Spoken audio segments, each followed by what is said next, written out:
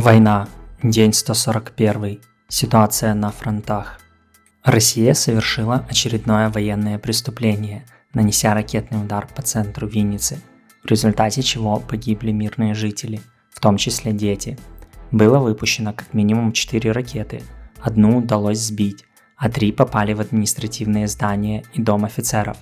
И несмотря на, казалось бы, военное название, Дом офицеров – это объект культуры с концертным залом на 1000 мест. Большинство военных экспертов на Западе сходятся во мнении, что наступил решающий момент войны России в Украине. В зависимости от развития событий на фронте вероятны 3 сценария ее завершения. Первый – многолетняя война. Россия в ближайшее время потеряет атакующие ресурсы, линия фронта будет статичной и войска станут в позиционную защиту на всех направлениях. Каждая из сторон будет пытаться достичь локального успеха, концентрируя максимальные усилия на определенном направлении.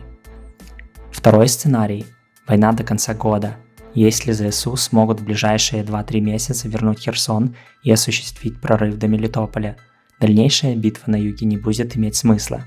Москве придется объявить всеобщую мобилизацию, либо договариваться, но при этом остается риск нового вторжения через 5-10 лет.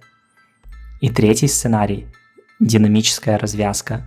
Россия должна испытывать острые проблемы с обеспечением войск. Должен состояться моральный слом войск врага и значительный военный разгром. Тут многое будет зависеть от поставок оружия Украине. Восток. В районе Харькова российские войска продолжают попытки наступать на Дементьевку, но безуспешно. Город и пригороды продолжают обстреливать.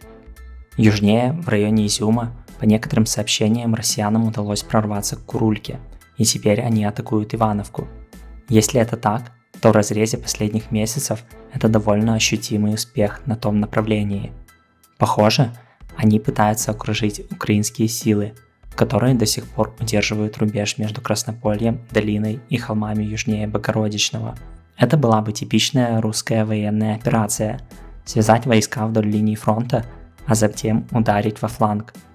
Если это так, то украинцам понадобится как минимум бригада, чтобы контратаковать и сократить этот разрыв, или им в конечном итоге придется отступить к Славянску. Бои за долину, Краснополье и Богородичное продолжаются. Российским войскам удалось захватить Спорное, и теперь они атакуют Ивано-Дарьевку, но там успеха у них нет.